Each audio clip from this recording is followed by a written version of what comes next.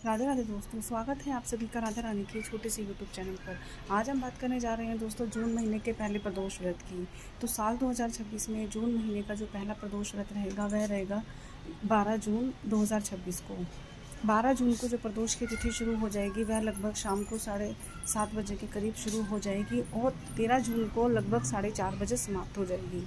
तो आप सभी को पता है कि हम जो भी प्रदोष की पूजा करते हैं या शिवरात्रि की पूजा करते हैं वह उस प्रदोष काल के समय के हिसाब से करते हैं जिस प्रदोष काल में प्रदोष की तिथि मान्यता होती है, यानी कि प्रदोष की जो तिथि है वह लग रही होती है।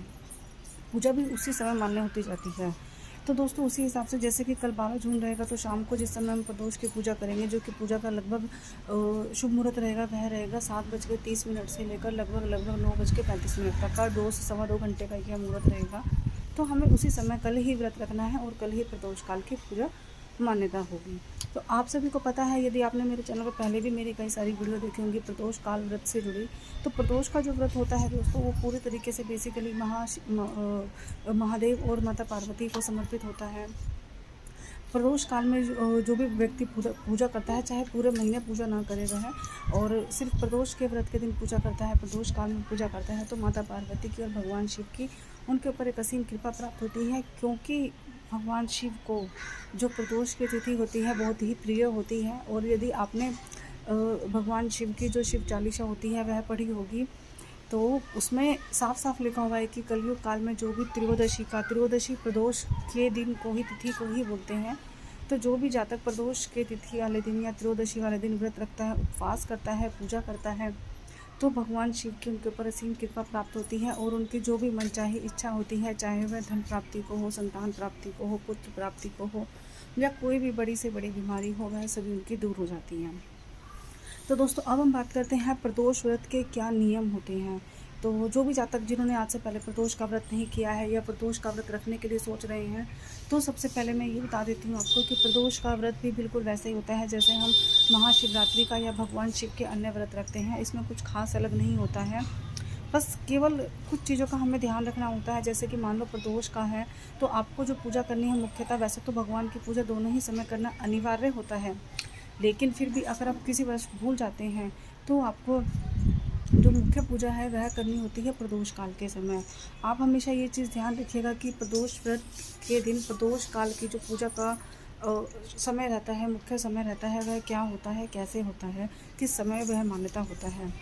और यदि किसी भी जातक को ऐसे देखने में परेशानी होती है या नहीं देख पाते हैं तो मैं आपको सीधा स्पष्ट बता देती हूँ कि जब भी सूरज जो होता है शाम के समय, सूरज छुपने का 45 मिनट से पहले का और जो 45 मिनट के बाद का समय होता है प्रदोष के समय होता है, तो सबसे बड़ा प्रदोष व्रत का नियम ये है कि आपको प्रदोष काल में भगवान शिव की रुद्र अभिषेक से उनका रुद्र अभिषेक ज़रूर करना है, पूजा उनकी ज़रूर करनी है, और भगवान शिव के मंत्रों का 11 बार 21 बार जैसे भी आपसे बन पड़े एक बार जाप आपको ज़रूर करना है। अब इसके बाद देखो दोस्तों, आपको करना क्या है, सुबह सुबह आप ब्रह्म मुहूर्त में उठ सकते हैं। ब्रह्म मुहूर्त यानी कि जब सूर्योदय होता है या उससे पहले का समय, 4 बजे से लेकर लगभग 5:30 बजे तक का ये ब्रह्म मुहूर्त का समय होता है। ठीक है, उठ के नहाइए धोइए, स्नान आदि कीजिए, साफ शुद्ध वस्त्र आदि पहनिए। यदि आपके घर में, पहले मैं आपको बता देती हूँ, यदि आपके घर में भगवान शिव की प्रतिमा है या भगवान शिव का शिवलिंग है, कोई सा भी शिवलिंग आपके घर में है, आप उनको अच्छे से कासन लगाइए, स्नान कराइए, साफ शुद्ध भगवान शिव को वस्त्र पोशाक पहनाइए। उसके बाद गंगा जल से स्नान करने के बाद जो भी भगवान शिव का आपके पास शिवलिंग है, आप उनको पंचामृत से स्नान कराकर, शहद, पंचामृत आप दूध, कच्चा दूध, गाय का घी, दही, शहद और शक्कर से मिलाकर बना सकते हैं। यदि आप किसी भी फल का रस, जैसे कि गन्ने का, आम का, मीठे फल होने चाहिए, इस चीज़ का खास ध्यान रखिएगा। मीठे फल का रस आप भगवान शिव को अर्पित करते हैं तो उससे आपके जीवन की धन संबंधी सारी समस्याएं दूर हो जाती हैं। इसके अलावा आपको करना क्या है, फिर आप उनको लाल चंदन, पीला चंदन, सफ़ेद चंदन और जैसे कि शहद आपने पंचामृत में मिला है तो ठीक है, नहीं मिला है तो आप अलग से भस्म के साथ आप उनको उनका श्रृंगार कीजिएगा। इत्र आप लगाना ना भूलिएगा बिल्कुल भी। और उसके बाद भगवान शिव को फूल, फल आदि अर्पित कीजिए। वस्त्र के रूप में आप उनको जनेऊ अर्पित कर सकते हैं, जनेऊ नहीं है थोड़ा सा कलावा आप उनको अर्पित कर सकते हैं, या जैसे भी आपके सामर्थ्य हो वैसा आप कर सकते हैं। इसके बाद फल फूल जला के भगवान को दीप धूप बत्ती दीजिए, आरती दीजिए और भगवान शिव के मंत्रों का जाप कीजिए। बन पड़े तो शिव चालीसा पढ़िए। यदि आपके घर में भगवान शिव से जुड़ी कोई भी सहस्त्र नाम है, शिव पुराण कथा है, कुछ भी है, आप वो पढ़ सकते हैं। नहीं है तो भगवान शिव के 11 मंत्रों का 11 बार, या भगवान शिव के जो नाम होते हैं उनके नाम का 11, 21, 108 नाम होते हैं, आप उनका जाप कर सकते हो। साथ ही साथ आप ध्यान रखिएगा दोस्तों, भगवान शिव की कोई भी पूजा होती है तो आपको भगवान गणेश की पूजा सबसे पहले करनी होती है। तो इन सभी पूजा से पहले आपको भगवान गणेश जी की पूजा करनी है। उनको हरी मूंग की दाल और घास चढ़ाना बिल्कुल ना भूलिएगा, जो कि उनको बहुत प्रिय है दोस्तों। और माता पार्वती की पूजा करना बिल्कुल ना भूलिएगा। माता पार्वती को श्रृंगार का सामान अर्पित कीजिए, चाहे आप एक बिंदी का पत्ता ही करते हैं, जो भी आपकी सामर्थ्य है। इसमें कोई ज़बरदस्ती नहीं है कि आप बहुत कुछ लेकर आइए, जितना आपसे बन पड़े, जितना आपकी सामर्थ्य हो, ठीक है। ऐसे करके आप सारा दिन अपना निकालिए।